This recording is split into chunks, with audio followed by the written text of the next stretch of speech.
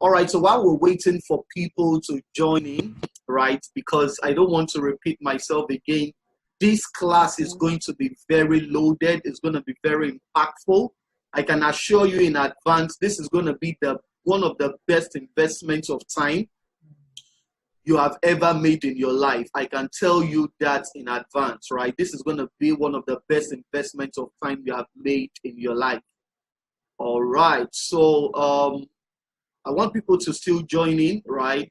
I want people to still join in so that once we hit the ground running, there will be no turning back. So if you're just joining, all right, or if you're already here, I want you to please tell us where you're joining from.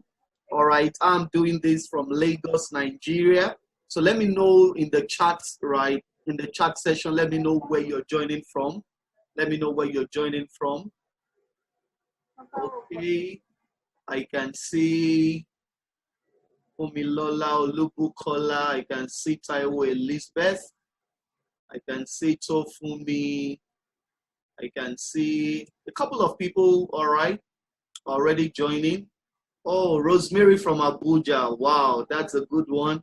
Oh, Sister BC Rock. It's good to have you here from Abuja. Nice, nice, nice one, nice one. All right. So where are we joining from? Where are we joining from? This is the 12 questions you need to ask him before dating him webinar. And just like I said earlier, this is going to be one of the best experiences of your life. I'm not saying that to hype this up. I'm telling you what your experience is going to be. Okay, Ayola from Abeokuta. Wow. Taiwo Elizabeth from Kano State. Wow, amazing. Amazing, amazing. All right, Aliu Wina joining from Oyo State, Ibadan. Wow, that's amazing. That's amazing. That's amazing. We thank God for the gift of technology, right? We're able to connect nationally and globally, right? If we had to do this live, people would have to travel down to be a part of this. But with the help of technology, with the aid of technology, right, you can literally join from where you are, right? I believe that's a blessing. That's a blessing. Loluwa, all right, from Lagos. Wow. Okay, so this is one thing I want us to do. For those of us who are already here, right, I want you to do this very quickly. I want you to tell me your expectation, right? I strongly believe there is a reason why you're here. So tell me your expectation. What do you expect to get out of this webinar, right? That after, you know, the next, let's say, most likely, I don't want this to be more than 1 hour, but trust me, it's going to be more than 1 hour. So I honestly hope we're ready. Right, it's going to be a blast. I can assure you that it's going to be a blast. So let me know what your expectation is, right? Let me know what your expectation is. When you saw this, probably someone sent it to you, or maybe you saw it on my Instagram, right? I strongly believe there must be something at the back of your mind for you to pick up your phone and to follow the instructions to send, I'm interested, right? There must be something at the back of your mind. So let me know, what are your expectations? Let me know what your expectation is, right? In the next 60 seconds, while we eat, before we hit the ground running, what is the expectation? All right, so somebody said here that to get tips that will be helpful in getting into a right relationship that will lead to marriage. Fantastic. I like that. I like that, right? So the reason why I love that perspective is because, you see, dating is not an end in itself. Dating shouldn't be an end in itself, right? Dating should be a means to an end, right? And that end should be marriage, right? So Rosemary says that she wants to get helpful tips that will help her get into a right relationship that will ultimately lead to marriage. I pray that that will be your experience. All right. So any other person want to share the expectation? Any other person share their expectation? Any other person? Any other person? Very quickly. All right, so somebody else says, I'm expecting transformation, deep insights on relationship tips, and an encounter. Amen. That will be your experience. That will be your experience in Jesus' name. All right, so somebody else says, okay, joining in from Ijebu Ode, fantastic. All right. Somebody says, please, I don't hear what you're saying. How can I hear him? Thanks in anticipation. Oh, You can't hear me? Okay, so if you can't hear me, can I see a wave? If you can't hear me, can you just send me a wave? Or better still, if you can hear me in the chat session, just write, I can hear you. Just write, I can hear you. I believe for me to get all these responses because every other person is hearing me. All right. So so people are writing here that they can hear me. So Darasim, it might be your network. It might be your network. All right. So I'll encourage you to do something about that. So as we hit the ground running, one thing I would encourage you to do is this. If you don't have a writing pad, maybe a notebook, right, or something you can write on, I would encourage you to do that immediately. Go get that immediately in the next 30 seconds. Ensure you get a writing material, something you can write on, because this is going to be amazing. It's going to be amazing. And you see, the bluntest pencil would always be sharper or better than the sharpest of brains. You see, your mind essentially was not created for storage. Your mind was created, right, for creativity. God gave you your mind to be creative, not necessarily to store up things. Everything you have learned in your life, you can't tell me that you can remember everything, right, in accuracy. You see, but one thing that happens is when you document things over time, even when you need that thing, you can always go back and check that thing that you have written. And that's why I'll encourage you to get something you can write on. Maybe it's your device, right? Or maybe it's a notepad or something. I strongly believe it's going to be a blessing to you. All right, so we're going to hit the ground running right away. Okay. So like I said earlier, get ready for the experience of a lifetime. This is going to be phenomenal. This is going to be phenomenal. This is going to be phenomenal. All right, so let's start. So this is the 12 questions you should ask him before dating him webinar. The 12 questions you need to ask him before dating him. And you see, I like to, because I know there might be questions in the heart of some people, that why is he qualified to teach us this? Why is he in a position to teach us this? You see, I've been doing this for years, for almost a decade, right? Relationship coaching. And I'm not qualified to teach you this because I've been doing it for a very long time, because there are people who have been doing this for a very long time and who are failures at it.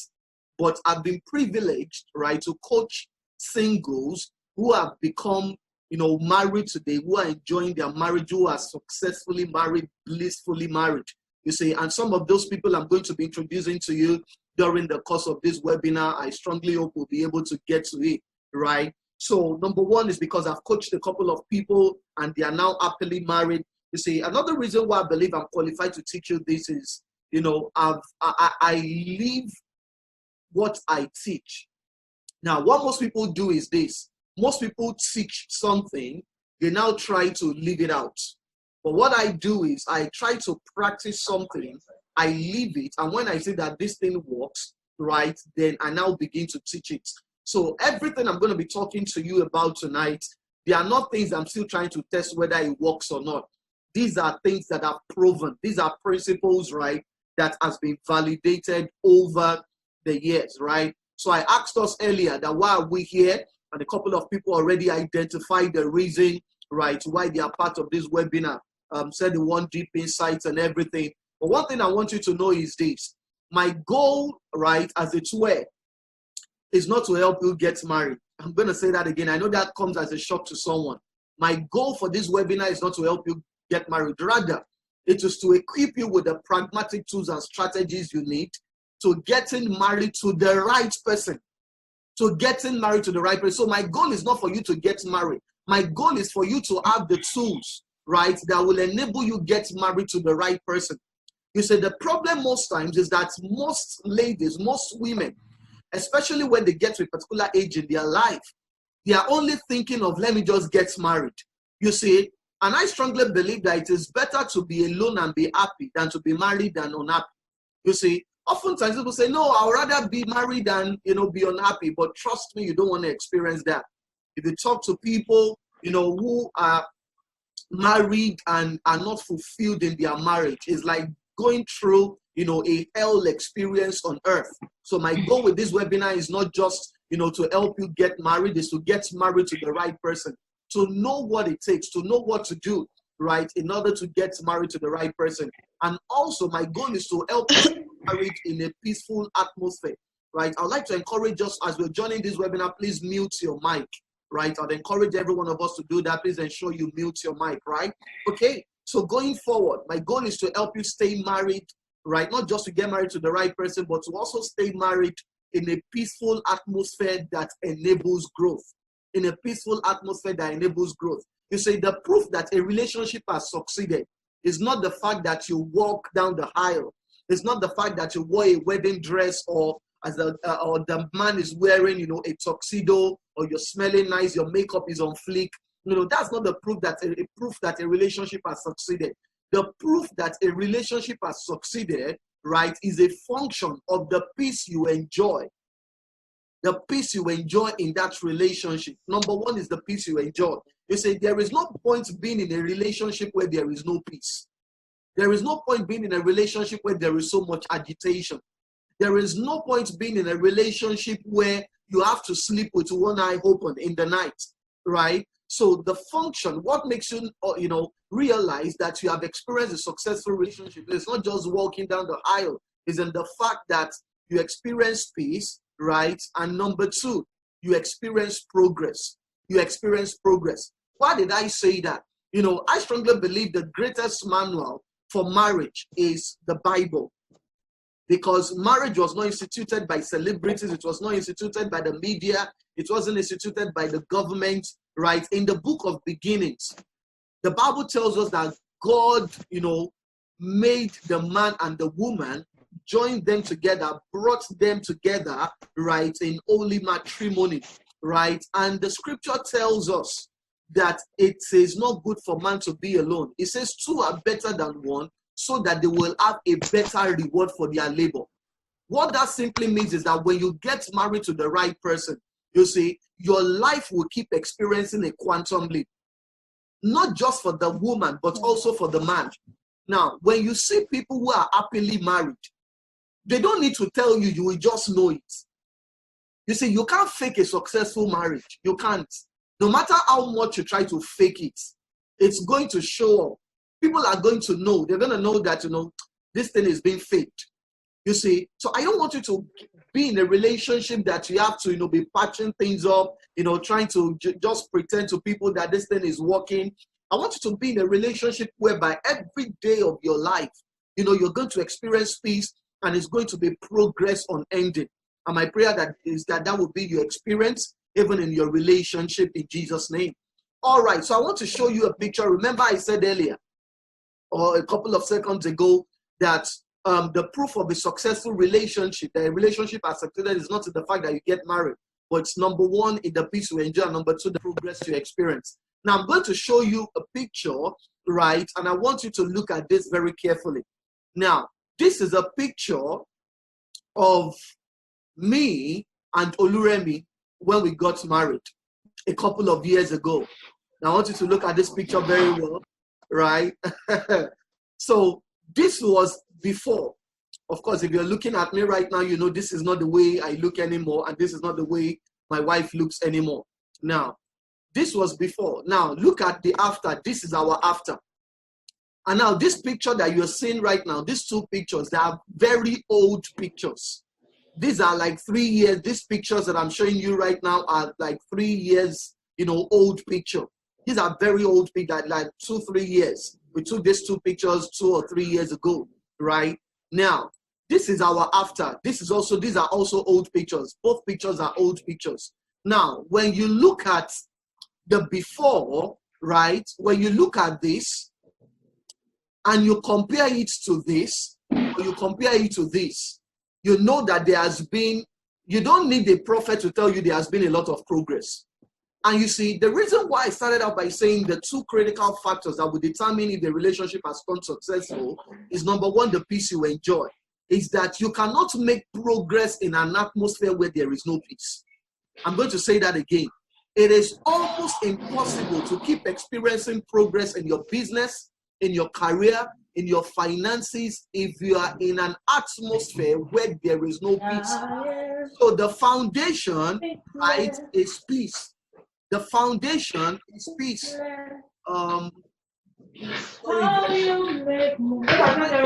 Kindly mute your mic, please. Someone's mic is on. Kindly mute your mic, please. Kindly mute your mic. Thank you very much. Kindly mute your mic. All right.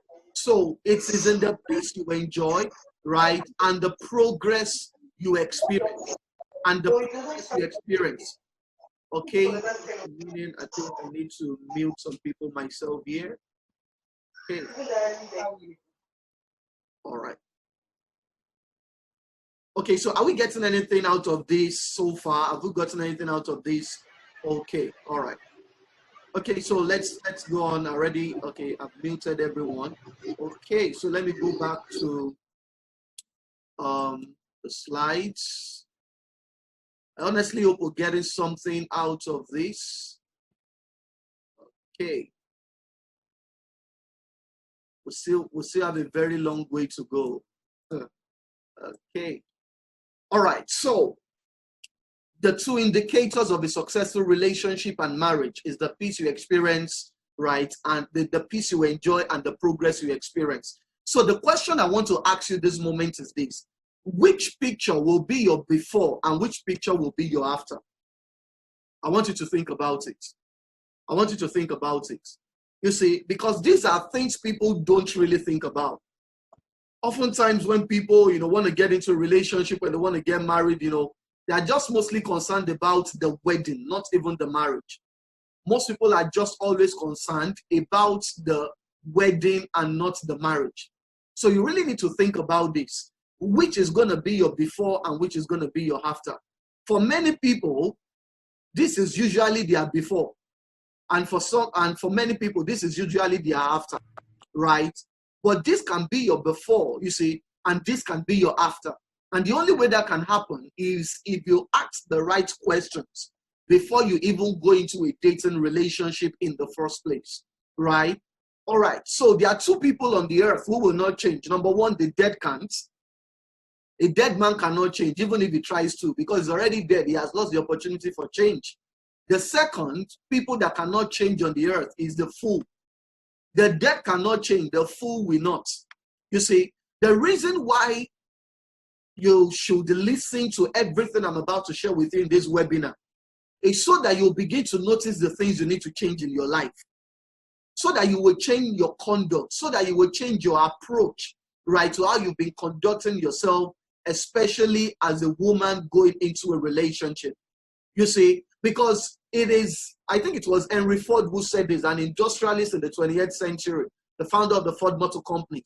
Henry Ford said, the definition of insanity is to keep doing the same thing and expecting a different result. You see, you can't expect to keep approaching your relationship the same way and at the end of the day, get a success. If your relationships, your dating relationships has not been a successful one, don't expect the marriage to miraculously be a successful one. You see, your dating relationship or courtship, as some people call it, is just a mix-up of words. But I'm using the word dating, because people use that, in a more generic sense. So the problem most times is that people look at their relationship that is chaotic, and somehow they think a chaotic relationship is going to produce a peaceful marriage. It never works. No, it never works. You see, your relationship is like the ingredient for your marriage. It's the ingredient. It's the ingredient, and you need to really understand that. I'm going to tell you a story of a preacher, a monk, and a rabbi. The story is told in a Jewish book, right, that a prophecy came forth that, a storm was coming. A flood was coming that was going to wipe away, every living thing on the surface of the earth, just like we have in the Bible in the days of Noah. And they said that when the preacher had, the Pentecostal preacher, he called every member of his church and he began to tell them, let's go. They told us that the flood is coming in 7 days. So everybody, let's go on a 7-day dry fast. And what we're going to be doing is we're going to be praying against every spirit causing the flood. that it will not come. We're going to bind that spirit. You know what the monk did? The monk called every of his followers and they began to meditate. They began to meditate. But you know what the rabbi did?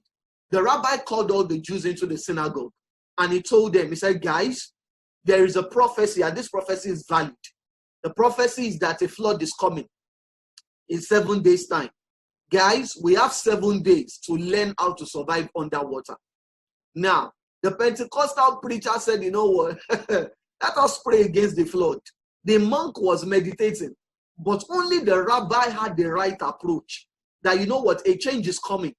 And the only way we can survive this change and not be destroyed by this change is to ensure we reposition ourselves, is to ensure we change ourselves, to ensure that this flood does not destroy us. Now, the reason why I'm telling us this story is this. Many people approach their relationship and marriage like the preacher and the monk. You know, they've seen people do things that led to, you know, a chaotic marriage. But somehow people just believe that, you know, I'm going to be lucky. You see, a successful marriage is not a product of luck. A progressive one, a peaceful, harmonious marriage is not a product of luck. I can tell you that.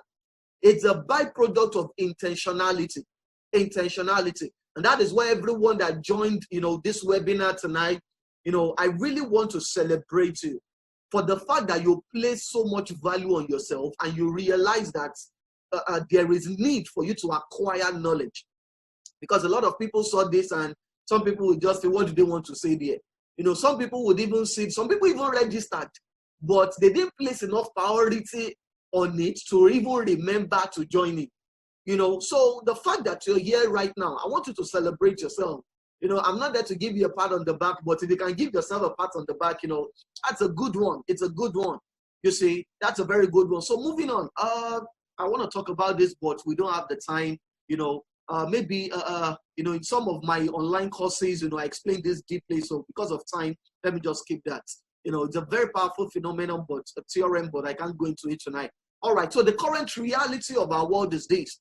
It's that 50% of all marriages will end up in a divorce or separation, you know, within the first few years. Within the first few years, that is within the first 5 years. 50%. Can you beat that? 50% of all marriages has been said, research, proven by research, that 50% of all marriages in the next, you know, 3 years is going to end up in one form of divorce or separation. You see, and because of this lockdown that has happened globally, one of the things I have to realize, you know, being a marriage mentor, a relationship coach is, one of the things I've come to realize is this, and you'll be amazed. A lot of people who went into a lockdown, right, a lot of married people are going to come out of this lockdown, right, as divorcees. Because for the very first time in most couples' life, they've had to live with their spouse for a month at a stretch. You see, before the lockdown, if there was a misunderstanding or something, they could go out, go to work and everything. Some people are already divorced. They are just waiting to make it official. My prayer is that that will not be you, right, in Jesus' name. All right. So research also tells us that at least 60% of marriages will end up in one form of a separation or the other. You see, because in this part of the world, in Africa, especially in Nigeria, you know, there's this stigma that comes with, you know, being a divorcee. You know, people say that, you know, God hates divorce. They say, and when people say God hates divorce, sometimes what they are saying is God hates divorcee. And they are trying to quote scripture, but it's a wrong quotation of the scriptures. Scripture tells us that God hates divorce. It didn't say God hates divorcees.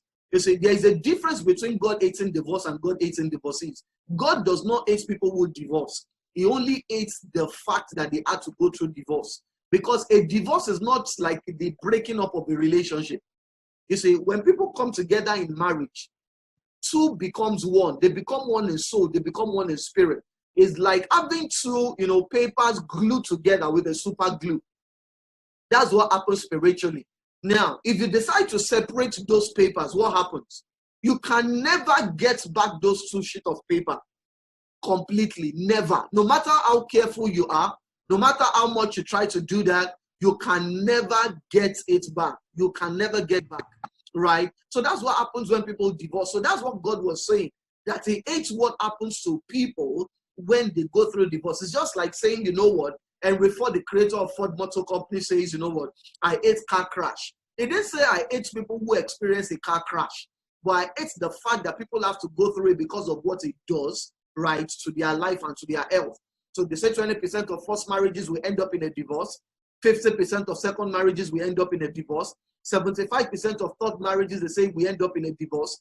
And the solution is not changing partners. Because some people just assume that, you know what, if this one does not work, let me jump into the next one.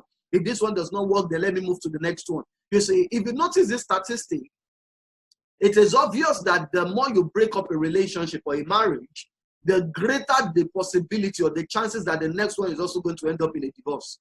Because the solution to a divorce is not the changing of partners.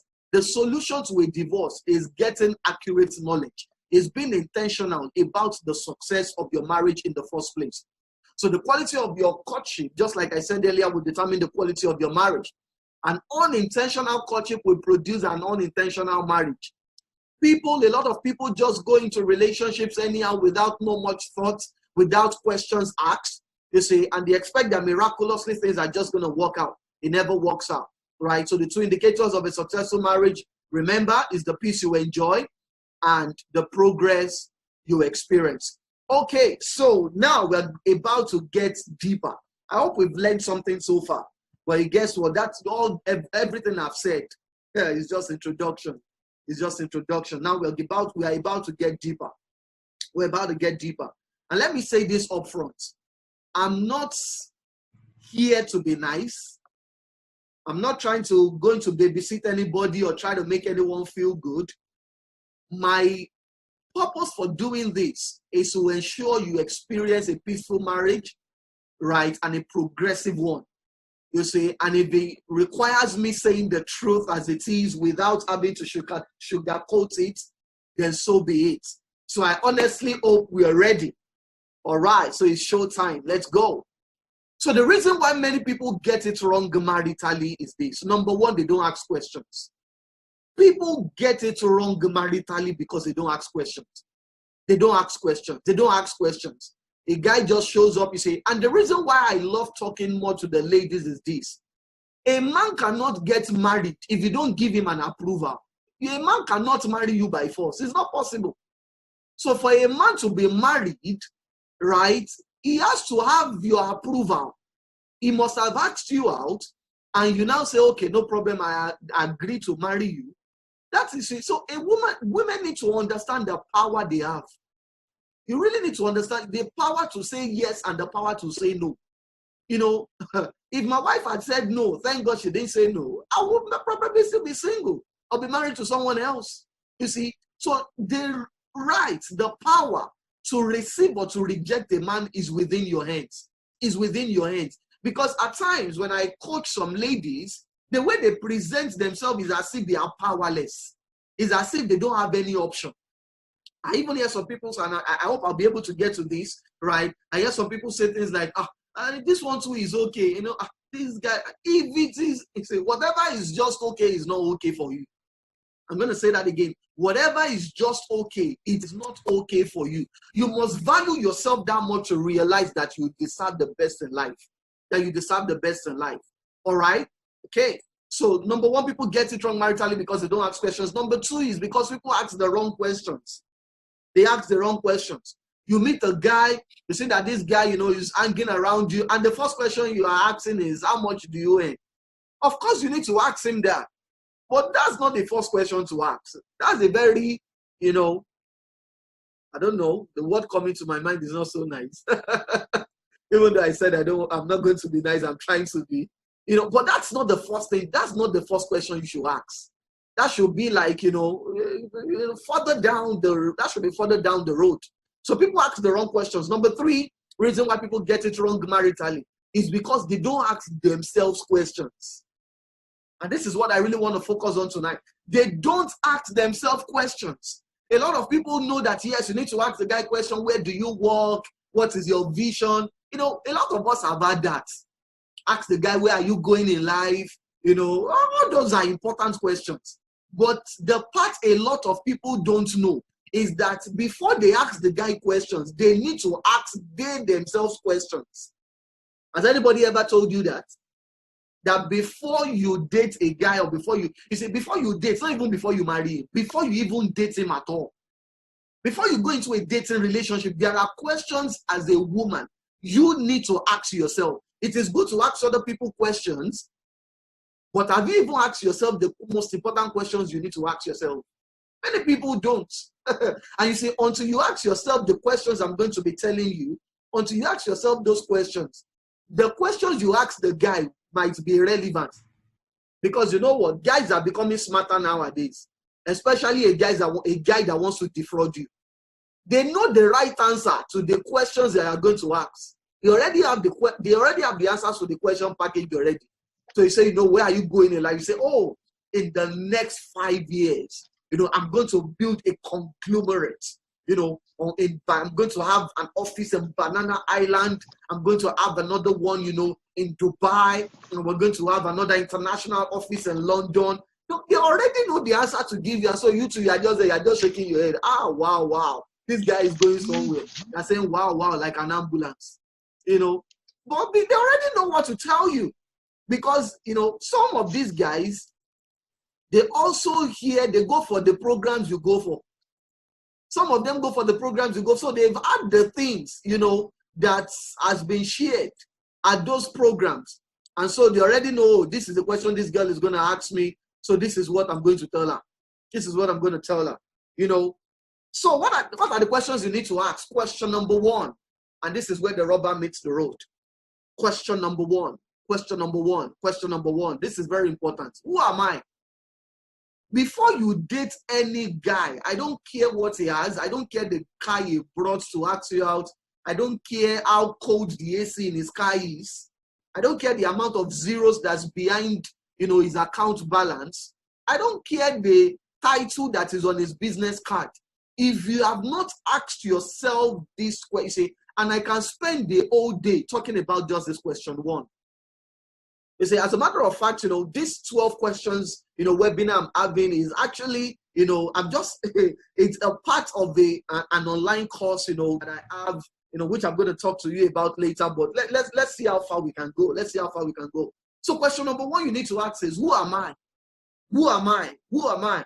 It was Francis Bacon who said, it is a sad fact for a man to be well known by others, but be unknown to himself. It is a sad fact for a man to be well known by others, but be unknown to himself.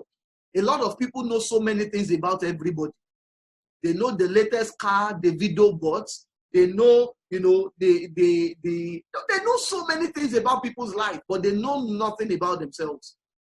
Let me tell you this, until you have answered the question of who am I, ladies, if possible, I will beg you, don't date any guy, because most likely the person you are going to date, you see, if you don't know your own worth, how can somebody else know your worth?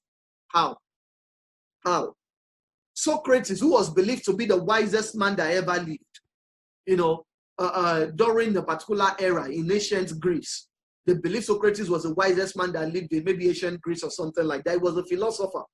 So one of these days, you know, like a journalist of their day walked up to him and said, you know, Socrates, they say you are a very wise man. So I want to ask you a question. What are the three most important things in life? They asked Socrates. And Socrates kept quiet. He said the three most important things in life. He said, number one, know yourself. The reporter said, really? Yes, sir. He said, yes, number one. Important thing in life is for you to know yourself. He said, number two, know yourself. He said, number three, know yourself. The journalist was confused. He said, I asked you for the three most important things, not for one important thing. He said, yes. He said, so the journalist asked him, said, why the same answer three times? He said, because until you know yourself, you cannot become yourself. I'm going to say that again. He said, until you know yourself, you cannot become yourself. You cannot become yourself. So a lot of people don't know themselves. So it is even impossible for them to become themselves in life. A lot of people are simply a packaged version of someone else, an inferior version of someone else's originality. Don't let that be you. Don't let that be you. So if you don't know yourself, how would you know the person that can best fit you?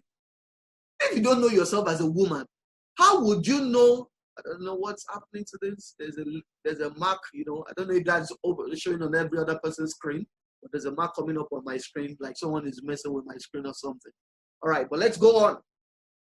So if you don't know yourself, how would you know the person that can best fit, right? How do you know? How do you know? So it's very important for you to know yourself. It's very important for you to know yourself, right? So for instance, if by nature you are a controlling and domineering woman, you see, you might need to manage that. But if you notice that that is a quality in you, people are always saying, oh, you are bossy, you are this, you're that.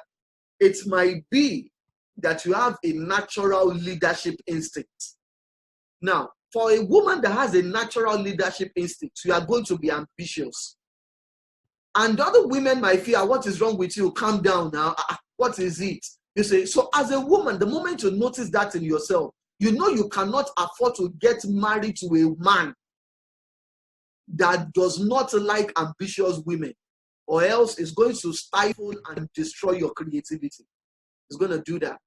Because when some men cannot handle the greatness of a woman, all they can do is to ensure they destroy the potentials in her so that they can feel like a man. You know, some guys feel they are men when they have been able to successfully subdue a woman. That's the definition of being a man to some guys, right? So you need to know yourself, especially in terms of your temperament. Especially in terms of your temperament.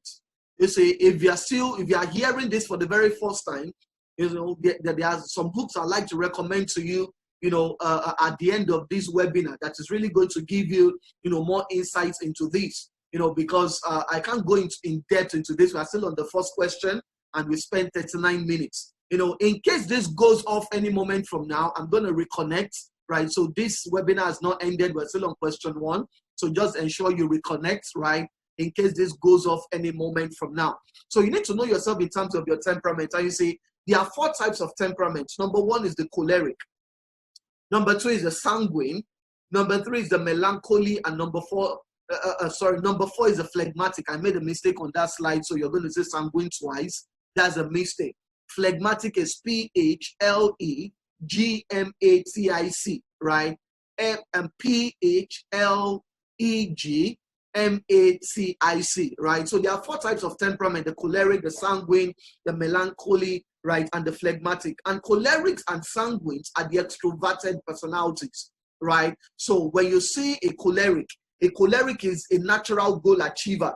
You know, you can almost go to sleep when you give a choleric a responsibility because they are going to get it done, right? A sanguine is someone, you know, who is very gregarious. They are sociable. They love to be around people. You know, they can talk from morning to night. You know, they find their strength, you know, in relating with people. For the melancholy, these are guys that are, you know, or ladies that are organized. You know, they can dot their I's and cross the T's. They know where they put their things. You know, they can walk into their room in the night and know where everything is. You know, you can almost measure, if they arrange their shoes, it's the same as if they measured it with a ruler. Phlegmatics are people who are so introverted that sometimes they feel, you know, you even feel as if you have any dream for your life. You know, they are easygoing, very calm, you know, they take life. All right. So I said you need to know yourself in terms of temperament. I already explained that, so I'm not going to repeat that again, okay? So also you need to know yourself in terms of your personality type. In terms of your personality type. Now, there are tests that you take or that you can take that will reveal these things to you, right? These are one of the things I do when people come to me for premarital counseling and also for marriage counseling or coaching or whatever name you call it, therapy session, right? These are some of the tests we ensure they take. Personality type. And you see, the personality type is a deeper and more comprehensive, you know, explanation of your makeup, right? While the temperament gives an overview of your strength and your weakness, the personality type goes deeper, right? And there are 4 personality types. Number 1 is the general. Number 2 is the socializer. Number 3 is the detective, right? And number 4 is the team player. Number 4 is the team player. All right. Please, let's mute our mic so that I don't have to keep coming back to mute. Please, let's do that. Thank you. I appreciate everyone. Let's do that. Let's do that. Come on. Let's mute our mics. Okay.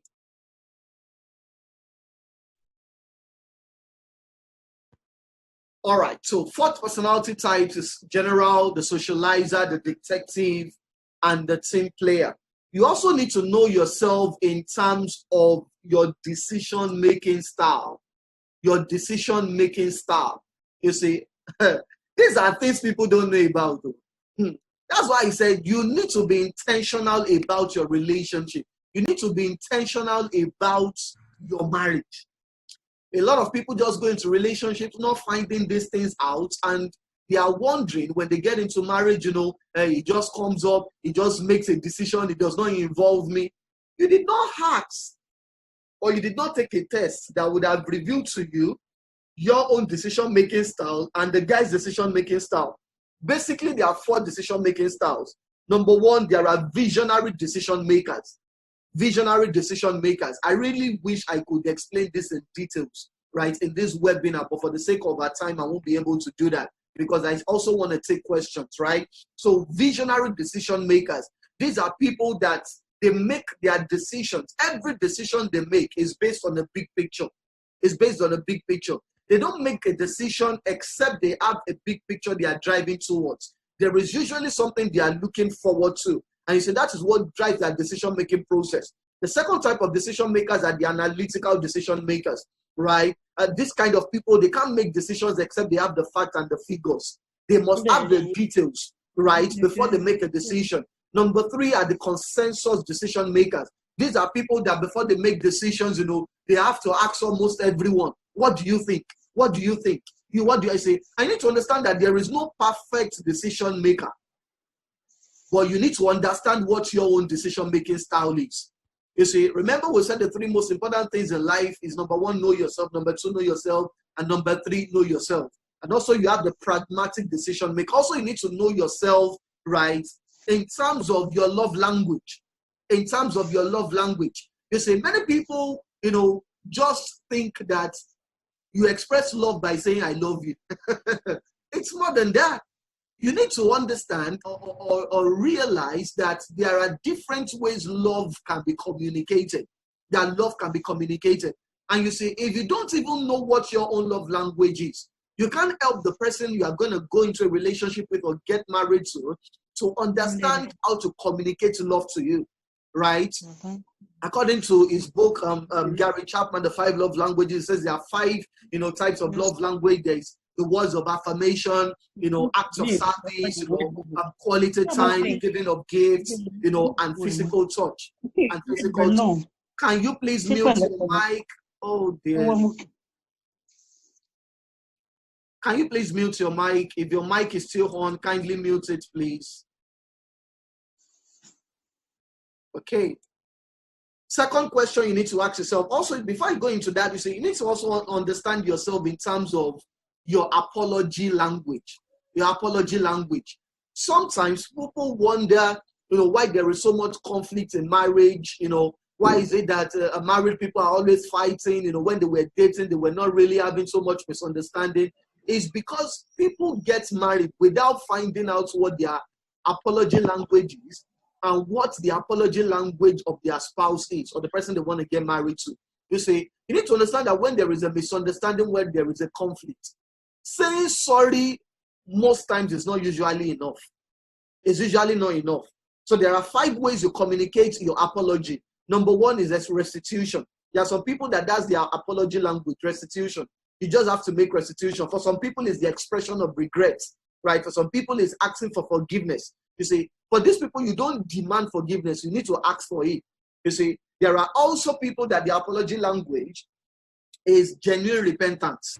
Genuine repentance. So if you like, tell them sorry from today to tomorrow. Until they see that genuine repentance, they are not going to forgive you, right? And it doesn't necessarily mean they are evil people. It just means that that is their apology language.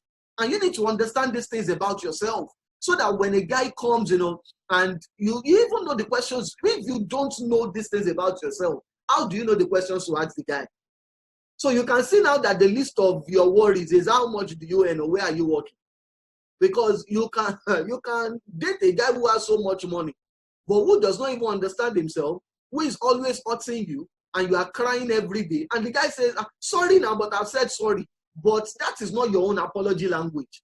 So you keep feeling this guy does not value me, this guy does not care about me. But you know, if you know your own apology language, there is a way you'll be able to communicate it to me that, you know what, apology to me is not saying sorry. Apology to me is making restitution. You know, and if the guy is oblivious of this, is which one is making restitution again? You'll be able to explain to him, this is who I am, you know, this is how I'm able to, you know, receive that conviction that of the truth, you are sorry about what you've done. And that's how people experience. I always tell people, and if you like this, you can argue it out, you can say it's a lie, you can say it's not possible. You know, I've had people live with me and they can testify to it. There has never been a misunderstanding since I got married till date, at least till 1 hour or no, 5 minutes before I started this webinar. I was still with my wife. There has never been a misunderstanding that lasted, right, in over half a decade of marriage. There has never been a misunderstanding that lasted for up to 6 hours in my marriage. Never. Never. Not because I'm special, not because I'm a unique being, or my wife is an angel or a saint. It's because we understood these things before we got married. So the second question you need to ask is this. You see, another thing you need to know about yourself is money personality. Oh dear, I really wish I could. I'm still on number one. Wow. You can see how deep these things are, the things I'm sharing with you. But I really wish I could explain this thing. You need to also understand your money personality. They say one of the greatest causes of divorce, right, is money management in the home. Because people don't understand their money personality. You see, money means different things to different people.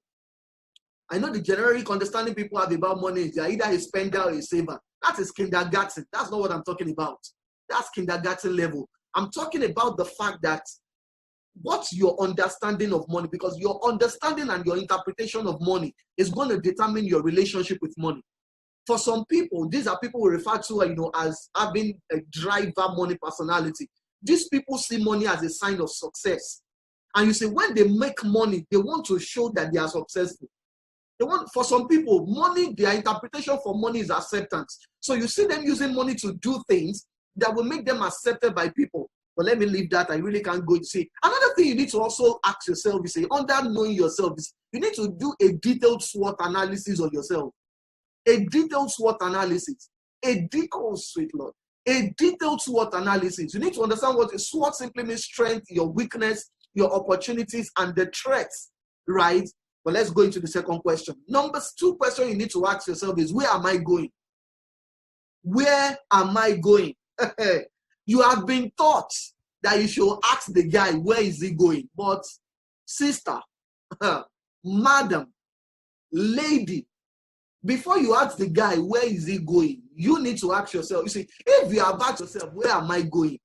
You will not even need to ask the guy where he's going. Because when you know where you are going, you already know who can go on the journey with you. So immediately, the moment you know where you are going, there are some type of guys that will not be able to meet you. There are some type of guys that immediately will not even be an option. But if you are not going anywhere, if you don't know where you yourself are going, any guy that shows up, are you ready to get married? Oh yeah, let's go. And some people are always amazed when they get married and they say, you know what, the guy is not allowing me to do this, he's not allowing me to do that. Most times I always tell them, it's your fault. It's your fault. You didn't clarify where you were going. You see, if you see, my wife would always say, you know, the person she was dating before we met, you know, the guy always told her that, you know what, this kind of business you're doing, I don't want my wife to do this. I want my wife to, you know, to be an event planner, you know, not to be a traditional wedding compare, you know. And she said, she asked herself, do I really want to be an event planner? Even though it is, they both, you know, occupation is, or both business is the event industry. But she understood what she wanted to do with her life. You know, she understood. So as much as, you know, when they broke up, it was not even a function of a fight. And that's what people don't understand. They think that for you to break up, the person must be so evil, he must be abusive, you know, he must not be a nice guy. There are many nice people that are not suitable candidates for you to get married to. I was in a relationship before I met my wife too, and the relationship didn't work out. But I am, this, wonderful lady who is also married today, we are even still friends. But we both realized that we were going on different paths. Now, that did not make us enemies. It simply means even though we are good as friends, we are not good as marriage partners. Because can two work together except they are in agreement with in their destination? So now imagine, I live in Lagos. Imagine going to, let's say I'm flying out tonight after this webinar. That's just an illustration because everywhere is on lockdown anyway. So let's imagine I'm flying out to maybe Dubai tonight after this webinar. And I get to the airport and I meet a lady, very beautiful lady, eloquent, passionate about what she does, has a good job, and we get talking in the lounge, at the airport lounge. And I realize at the end of the day, we're already flowing, we're having a good conversation. But I now realize that, what? She's going to JFK. She's going to the States, but I'm going to Dubai. Do you know that no matter how interested I am in that conversation or in that lady, we are going to have to board different airplanes. Even if we board the same airplane, at a point, there will be a stopover. The problem with most ladies is that they make stopover guys their destination guys. I'm going to say that again. If someone is not going where you are going and you are in a relationship, that's a stopover. So for instance, if I'm traveling and I have a stopover in a particular country, and I look at the airport and say, wow, this airport is beautiful. And I decide to check in into the airport. Nobody checks in into the airport. The airport is not your destination. The airport is a stopover. It's where you are passing through. It is a bus stop. It's not your destination. Imagine you being in a public bus, right? And the bus is going to a particular destination, which is your own destination. And 2 bus stops away from your destination, everybody alights. Has that ever happened to you before? Everybody alights from the bus. And you now say, because everybody has, gotten down from the bus, me too, I will come down. Well, you have not gotten to your destination. What do? You stay in the bus. Even if the bus is no longer going there, like a lot of funny guys do in Lagos, what they will do is they will hand you over to another bus going to your destination. But you know what most people do? Everybody is coming down. Yeah, me too, I'll come down. And they will now start trekking, or they will now become miserable. And that's what happens to most ladies. Your friends have gotten to their destination. If you have not gotten to your destination, don't make a bus stop your final destination. Don't make a stopover your destination. I honestly hope you're getting these things. So if you don't know where you're going, everywhere will look like it. If you don't know where you're going, everywhere is going to look like it. No sane traveler makes a stopover their final destination. All right, so let's go on. Number 3 question you need to ask yourself is, what do I want? What do I want? What do I want? The amazing thing about women is this. The average guy knows what they want, and they are not apologetic about it. A guy will tell you, me, that kind of girl, never. I can't marry a short girl. I can't marry a light-skinned girl. I can't marry. But women, most times, they behave as if they don't have options. Remember I said earlier, the power is in your hand as a woman. Literally. So most men know what they want, but unfortunately, most women don't know what they want. And if you don't know what you want, every option will look like it. Everyone will look like a suitable option. If there's a desire in your heart, I've come to understand this. If there is a desire that you've not been able to get out of, and I'm talking about, sensible desires. Some people say the desire I have is I must marry the son of Dangote.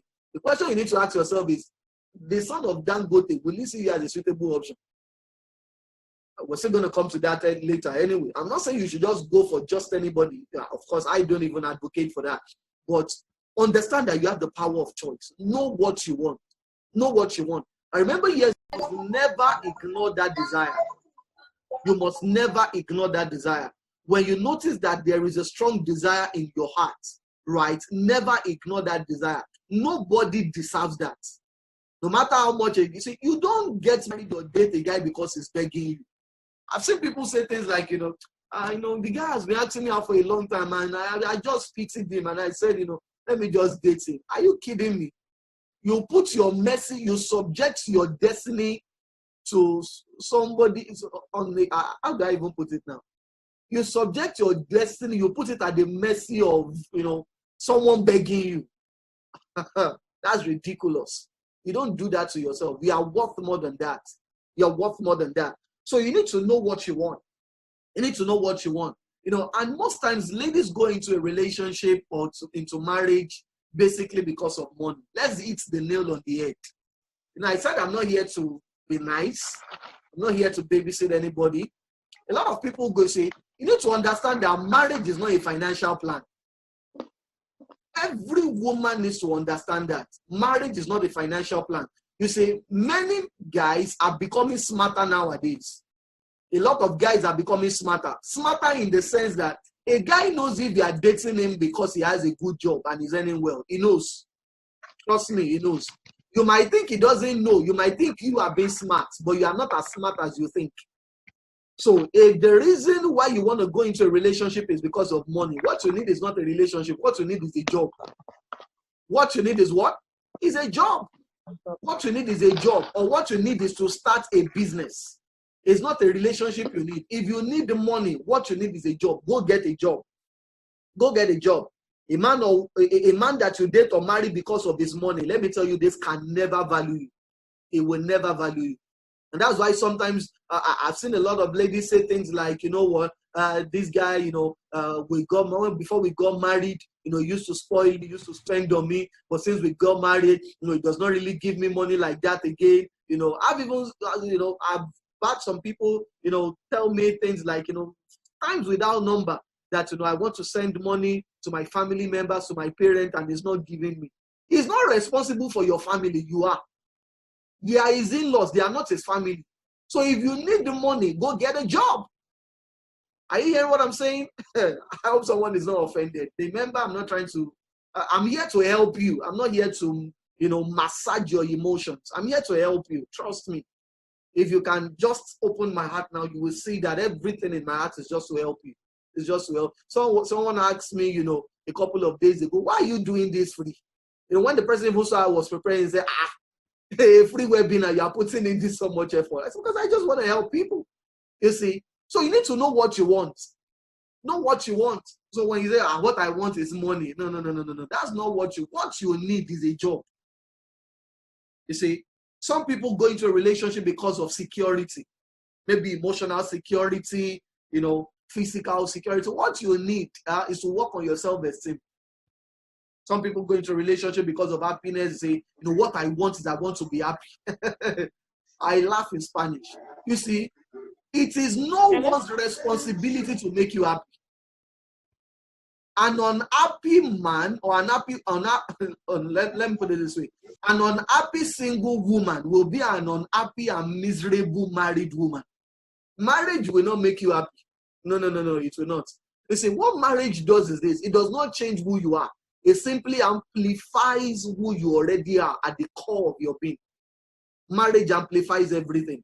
If you are selfish, marriage will amplify selfishness. If you are wise, marriage will amplify your wisdom. If you are foolish, marriage will amplify it. It will make it so obvious, right? That, so this person was this foolish, or this person was this wise. If you are broke as a single, it might not be so obvious. But if you get married as a broke single lady, marriage will amplify it. Marriage is an amplifier. No. It will amplify everything you bring into it. It will amplify. Some people go into a relationship because of validation or acceptance. And I always tell ladies this, please love yourself. Love yourself. Value yourself. Value yourself. Love. You see, if you have issues with your self-esteem, talk to a therapist. Talk to a psychologist. Read books on self-esteem. I'm going to do a webinar maybe in the next couple of weeks. I don't know when exactly, but if you're interested in that webinar, just let me know in the chat session. I'm going to get back to it. I want to do, a webinar on how to make him like you, or how to make people like you. How to make people like you. How to make it. And one of the critical factors you need to work on is your self-esteem. Naturally, people gravitate, especially men.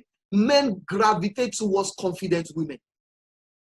Guys or correct guys. I'm not talking about no good guys. I'm not talking about guys that are not going anywhere. Real correct guys love women that have self-confidence. Ladies that are bold.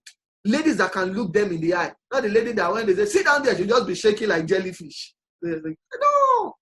The moment they say, this one, can just shout, they will not value you. Trust me. I'm a therapist. I've been doing this for years. I can tell you that. So what do you want? What do you want? So you need to understand, just like I said earlier, you must clarify what you want. You yourself must know what you want. You must know what you want. You must know what you want. What do you want physically? It's very important. As a woman, you say, just like I said earlier, most guys know what they want to. They know what they want. They know the type of girl they want physically, in every area, they know. But most women don't. So you need to know what you want. What do you want? In terms of physique, what do you want? What kind of man are you naturally attracted to as a woman? A woman also deserves to be married or date a guy she's attracted to. It's not only guys that should date women or get married to women that they are attracted to. What kind of men do you naturally get attracted to? What kind of men? What kind of men? Right? So what do you want in terms of physique?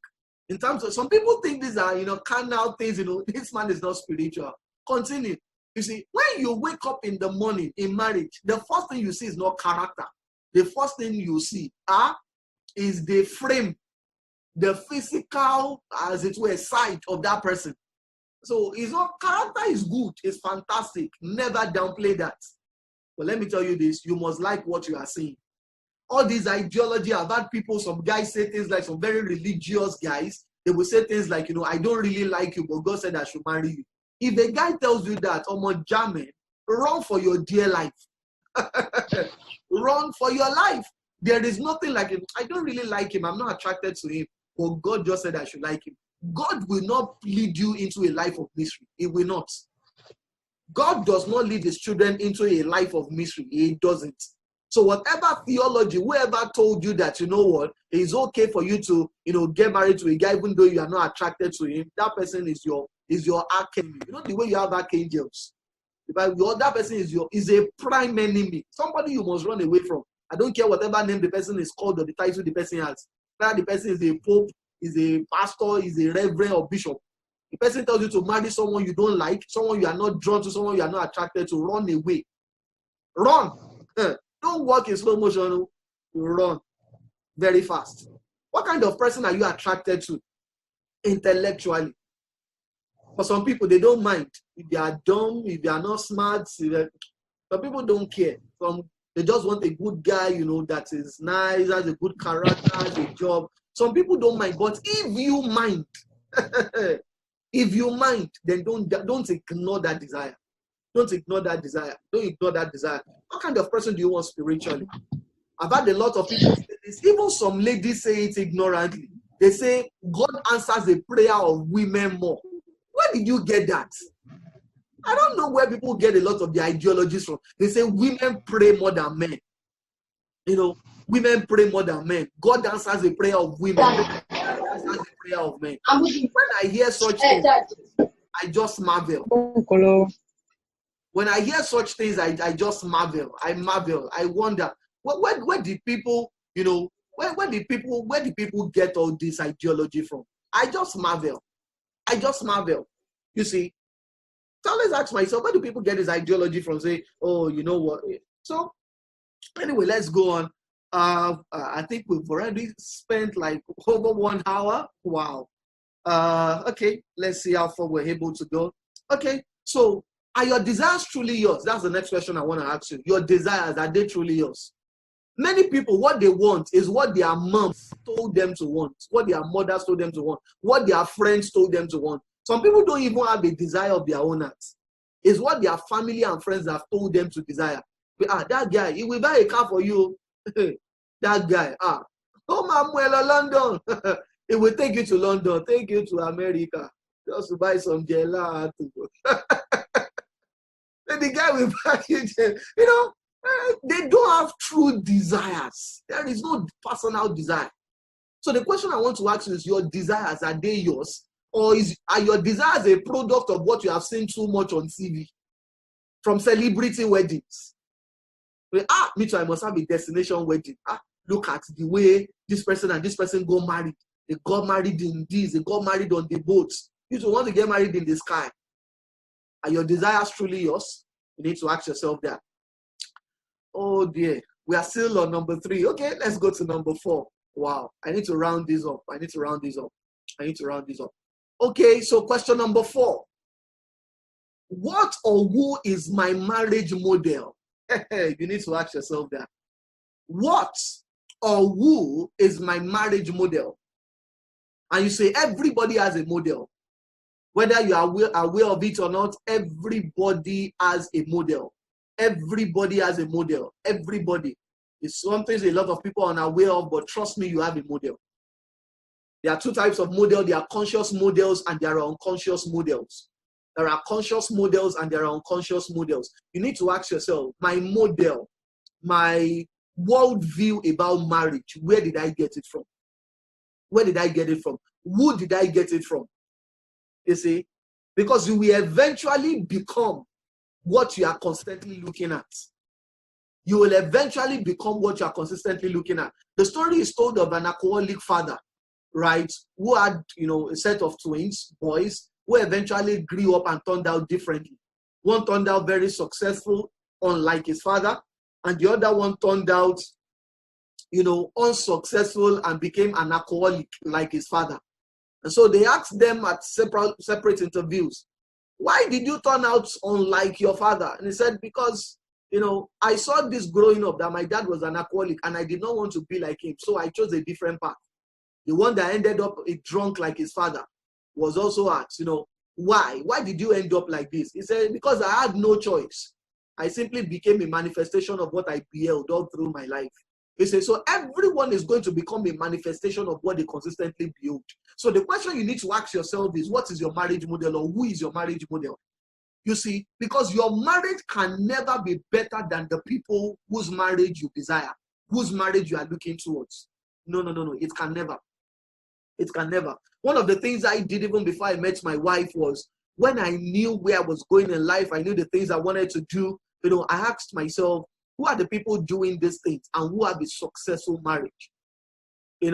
Because I realized that what I'm going to be doing with my life is going to, demand me to be a workaholic.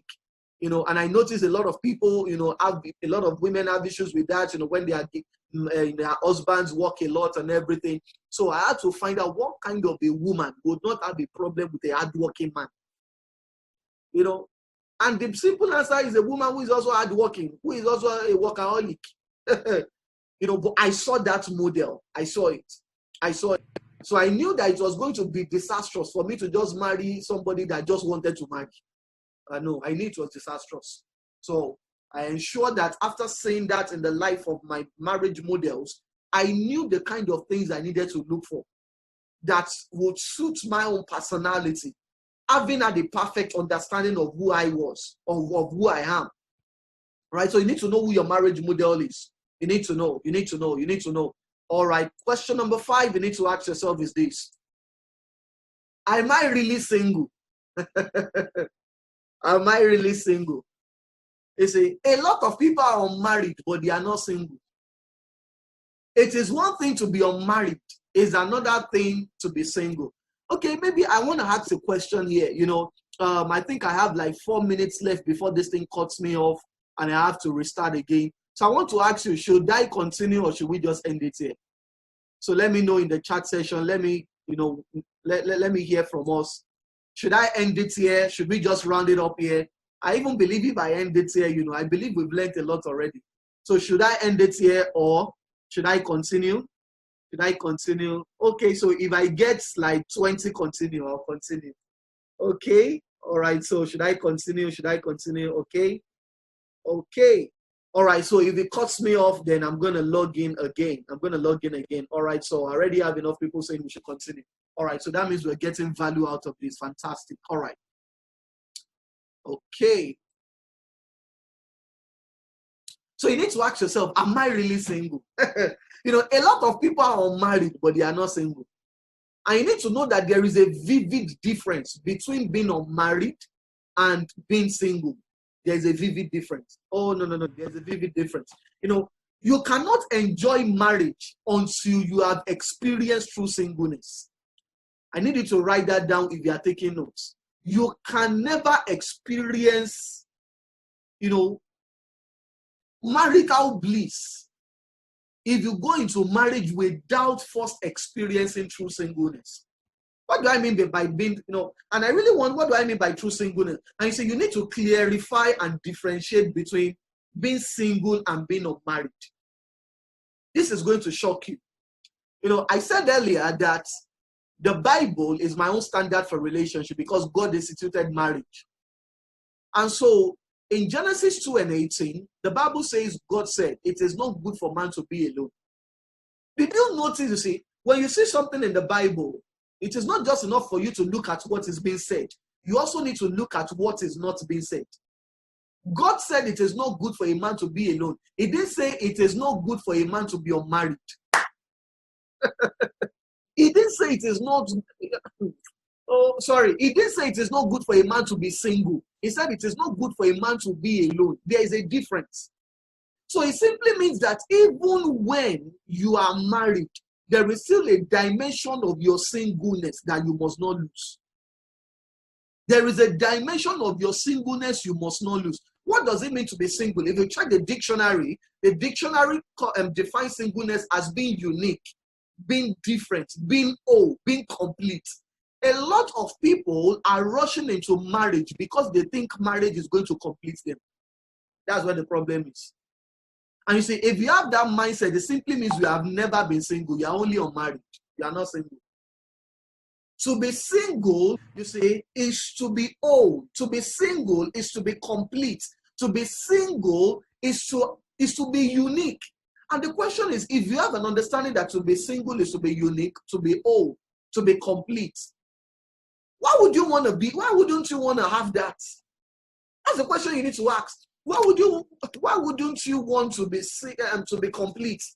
Why wouldn't you want to be whole? Why? There is still a dimension of singleness that I have maintained, even in my marriage. There's a dimension of singleness my wife has maintained. As much as we love ourselves, as much as we are involved in each other's life, there is a dimension of our singleness we have never lost and that we will never lose. Because that is the way God ordained it. He said it is not good for a man to be alone. He didn't say it is not good for a man to be single. Because in the beginning, God created man as single. God began his creation with singles, not with couples. So the quality of singleness you experience will determine the quality of marriage you experience. It will. It will. So people who are not single are often needy. They are always clinching. They are desperate to get married. When I see ladies who are, I can't wait to get married. My biological clock is ticking. I know they are not single. They are only unmarried.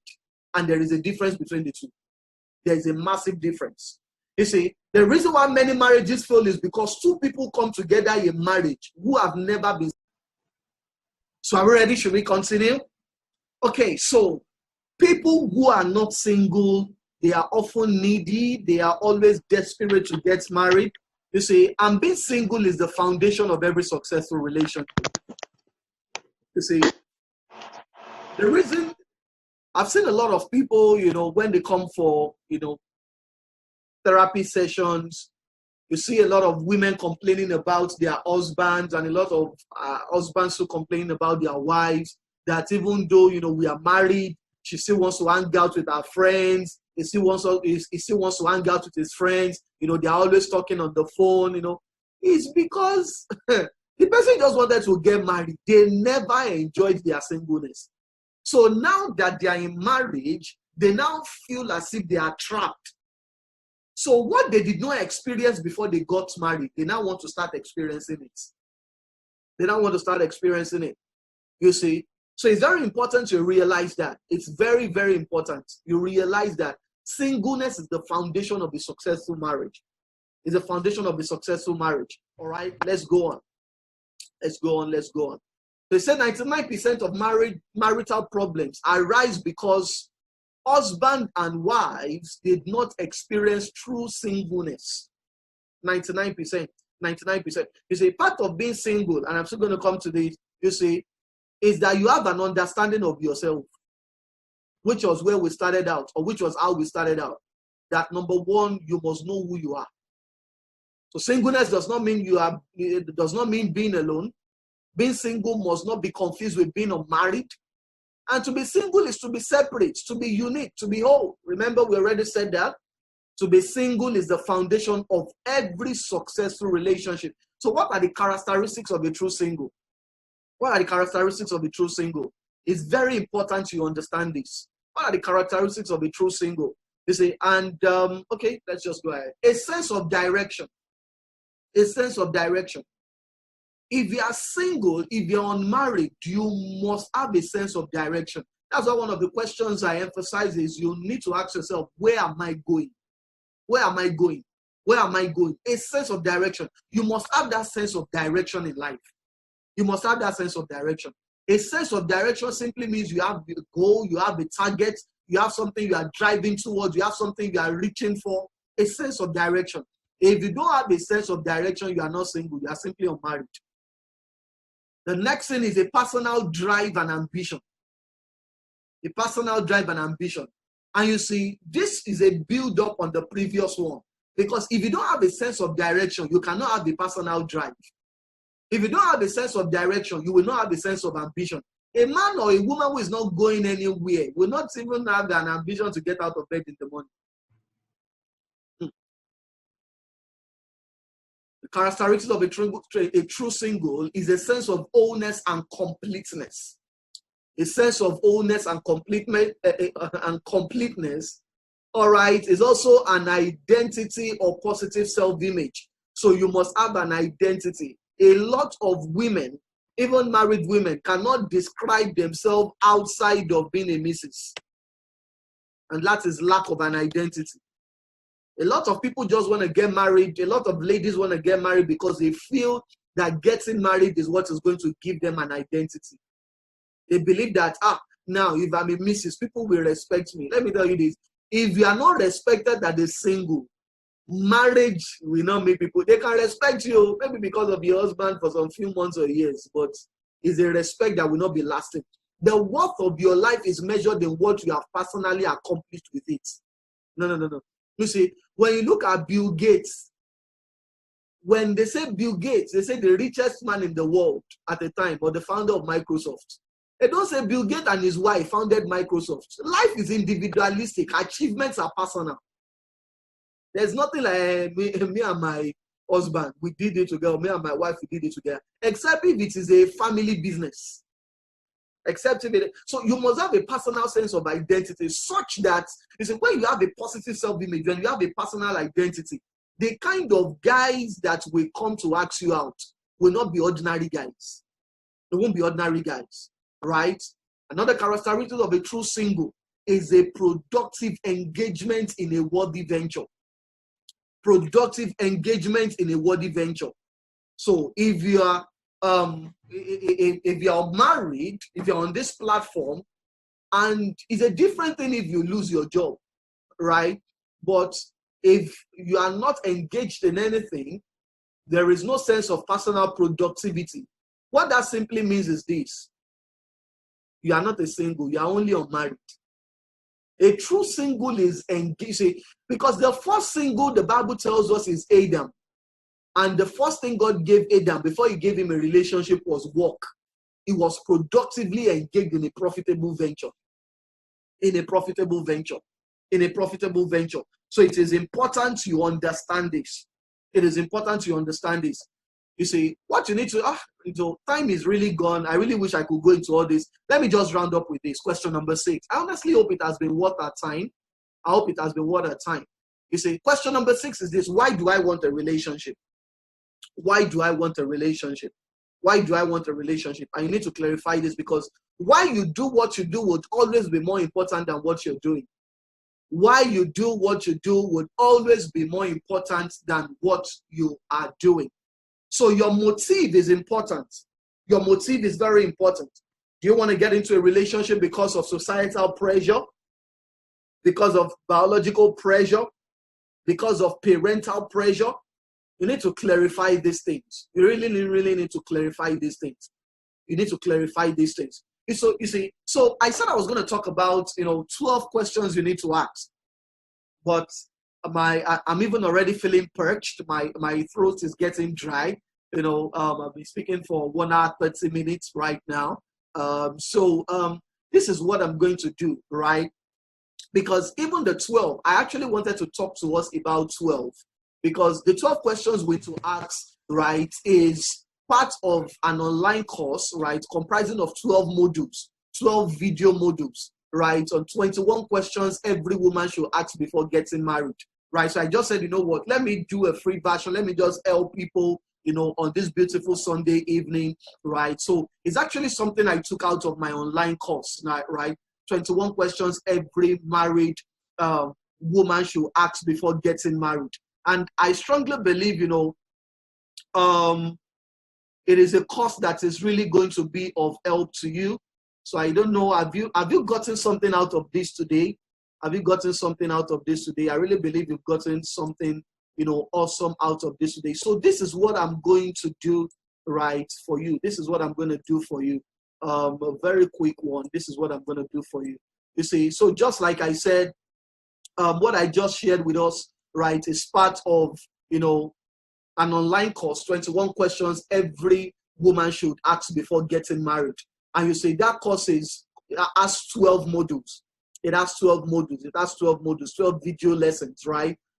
Which you are going to get, right, in your email. You see, probably your email, or you're gonna get the link in your email, or maybe your WhatsApp number.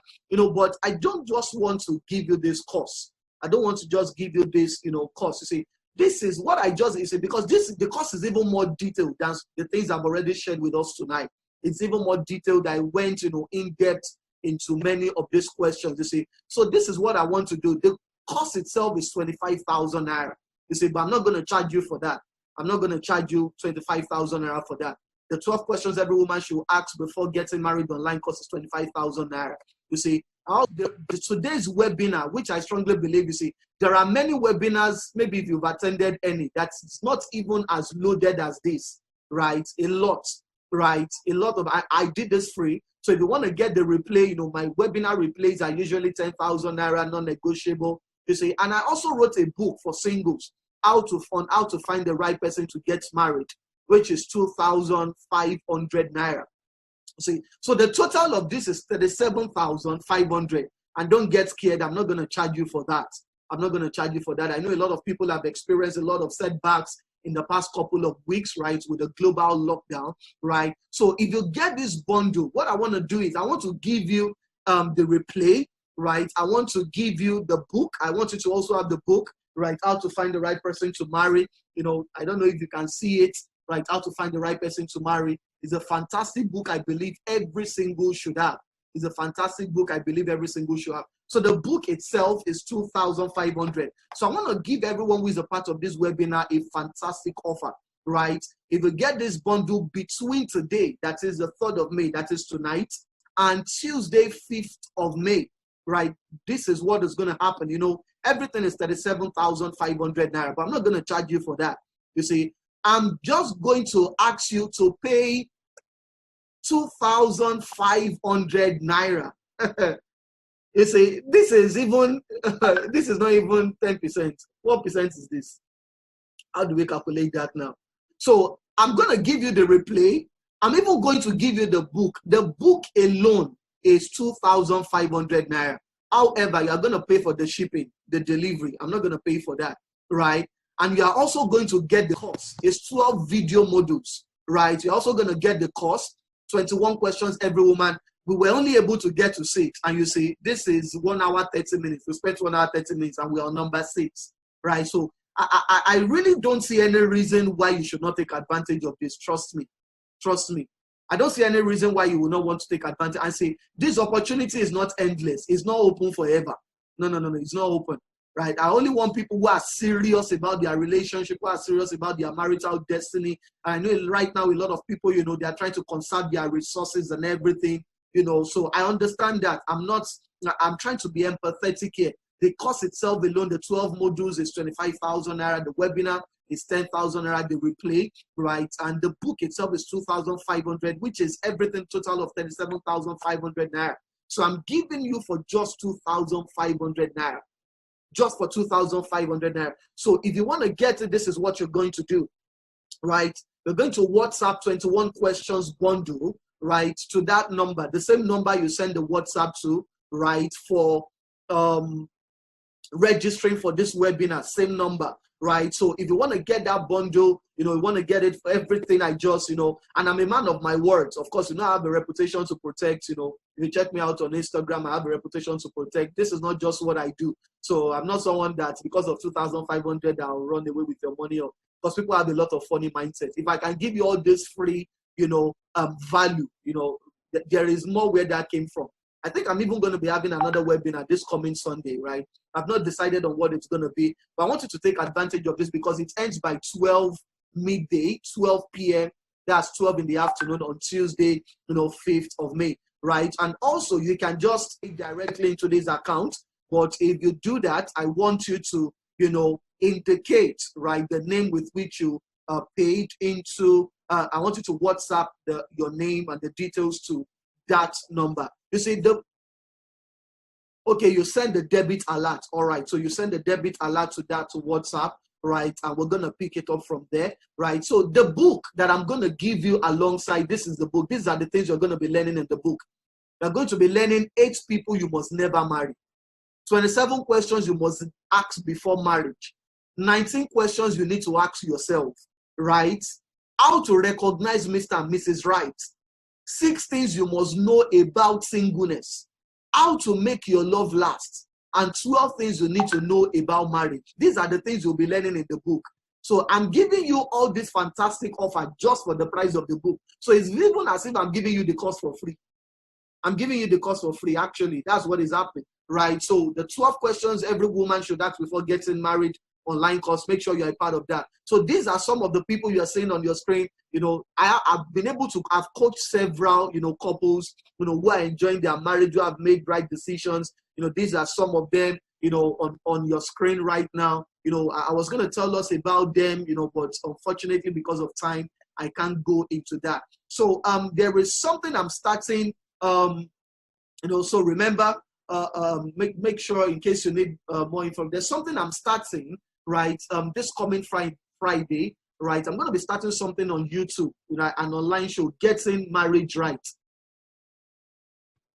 Getting Marriage Right Masterclass, right, sorry, Getting Marriage Right, right, it's going to be an online show, right, and I'm going to be premiering it on YouTube and on Facebook every Friday, 6 p.m., right? So I would encourage you, if you're not following me on YouTube, if you've not subscribed to my channel, Akintola Samuel, and to my page, Akintola Samuel, right? Just look for my face in case there is another Akintola Samuel. And I also want you to follow me on Instagram at Akintola Samuel, where, you know, I give out, you know, relationship, you know, information that can help you, you know, your relationship in marriage. Every week, you know, I release a content, you know, free content almost every, you know, every day or every other day, right? So I'm going to be premiering this coming Friday. So every Friday, 6 p.m. West African time, right? Akintola Samuel on Facebook and on YouTube, right? So I encourage you to take advantage of this. So I want to take questions in the remaining few minutes. For the next 5 minutes, I want to take questions. If it's question about this bundle or question about this class. So do we have any question before we call it a wrap tonight, right? I honestly hope it has been value adding. So if you've learned anything tonight, if you know this has been valuable, if you know it has been worth your time, you know, I want you to, you know, write something about it on your social media platform, you know, share it with, you know, your friends, some things you've learned, share it on your WhatsApp status, share it on your stories on Instagram, share it on your timeline, share the things you have learned. I believe maybe you have the e-flyer, you know, for this webinar. Share it on your timeline and write the things you learned at this webinar. And I want you to tag me. If you tag me, I'm going to repost. That's a promise. If you tag me, I'm going to repost, right, on Instagram. So I want you to share the things that you learned and tag me on Instagram. So once again, if you want to take advantage of this bundle, right, the details are on your screen right now. 2.5 for the price of instead of 37,500. Between tonight and Tuesday, you get to pay 2,500. And trust me, this offer is not going to come back again. I know a lot of people say things like that, but I mean what I say what I mean, and I mean what I say. So does anybody have any question? Does anybody have any question before I call this a wrap tonight? Any question? Any question? Any question? Please, can you give a recap of the 12 questions? My connection failed at some point. Okay, sir, please, will it be way built to a different location? I don't know, what does that mean? I don't understand. Okay. Please, sir, how do we pay, sir? And can we pay right now? Yes, you can pay right now. The details, I put the details on the screen before, right? Maybe I'm going to put it back there, right, after answering this question for like a minute before I end this webinar, right? So I'm going to put it there. Or you can send, you can just send 21 questions bundle, right, to the number you registered with for this webinar, right? You can just send 21 questions bundle. So we send you the details, right? Okay. So any question? Any question? Sir, please, will it be way built to a different location? Okay, so for the book, right, because that's already a fantastic bundle. I can't take responsibility for the shipping, but shipping actually depends on your location. So if you're in Lagos, you can pick up from our office. They said the lockdown is going to be lifted, right, by tomorrow. So there's going to be a little bit of movement between 6 a.m. and 8 p.m. every day. So you can pick up from my office. My office is in Ogba, Lagos, right? So if you want to pick up, the book, right, you can pick it up at my office, or if you prefer it to be, right, sent to you, right? I think Lagos deliveries between 1,000 and 1,500. I'm not sure, but outside Lagos largely depends on your location, right? Okay. So please, can you give me a recap? The 12, I really cannot go into the recap. So if you get the 12 bundle, right? If you get the 12 bundle, this is what is going to happen. You are going to get a link where I'm going to put, right, the replay, or I'll send the audio version, right, of tonight's webinar to you for free if you order for the bundle. Okay. Thank you for the webinar. Oh, God bless you. So can you throw more light on knowing what I want, especially when I like someone naturally? You said something about God placing such feelings there. I didn't say feelings. So there's a difference between feelings and desires, right? And you must never confuse the two, right? I really wish I can go into this, right? I really can't go into this tonight, so I'd encourage you to get the bundle, right? You're going to have detailed answers in the bundle, right? My question is different from the topic we discussed. Please, sir, I mean the book. Okay, yeah, I think I already answered that. So the book can be shipped to you depending on where you are getting it from, okay? So how will you pair your temperament and your partners to the perfect one? Oftentimes what you need to do is, after discovering your temperament, you need to look for someone with a complementary temperament, right? So if you are a choleric and you get married to another choleric, you're going to have serious problems on your hand. You're going to have serious problems on your hand, I mean, because the two of you are going to be so bossy in the house trying to control everything. What will you say about a single lady who a divorcee asked out? The lady is 38 and the man is 55. So what can you say about that? Well, there are so many things that can be involved in that. I can't give a one straight answer to that because when it comes to coaching people relationally, there's no one answer fits all. You need to understand why did he divorce his wife, right? And why is he asking to get married to you? There are so many questions to ask, right? We're in Ogbasa, 13/15 Ijaye Road, right? That's where my office is in Ogba, right? Directly opposite the Nigerian Institute of Journalism. Is he ready to marry you? I mean the lady. Okay, the session tonight was awesome. Is there an e-copy book? Yeah, e-copy. Yeah, we can get the e-copy to you. Please, sir, is it right to date an unbeliever when he's or has a good attitude and live up to expectations? Please, sir, is it right to cut an unbeliever when is or a good attitude? I really didn't get that question. Okay, I believe what the person is trying to say is, okay, if you are a Christian, should you get married to a Muslim? It's not advisable. A lot of people do that, but it is not advisable. And one of the reasons is this: you are going to raise confused children, because when you start raising kids, what religion will you teach your children to choose? Oftentimes, children will, giving birth to in such union, end up becoming children who even totally, move away from God, because they don't even know what to believe. They don't know what to believe, whether to believe mommy's God or to believe daddy's God, as it were. Okay, so I would prefer the e-copy. How do we go about it? All right, so I'm going to leave the details on the screen for those who want to take advantage, right, of. Okay, somebody said I will also prefer an e-copy because I stay in the East. That's fine. So if you prefer an e-copy and are ordering for the bundle, it will be sent to you. It will be sent to you. All right. So for those who want to take advantage of this, thank you very much for joining. I believe it's been worth your time, right? So I encourage you, right, to take advantage of this offer, because it's not going to be, it's going away 12 midday, right, on Tuesday, the 5th of May. This offer is going away forever, forever, ever, ever, ever. So thank you very much for joining tonight. God bless you. Have a wonderful night. Have a wonderful night. God bless you. Thank you very much for joining. God bless you. All right. Believe it's been worth your time.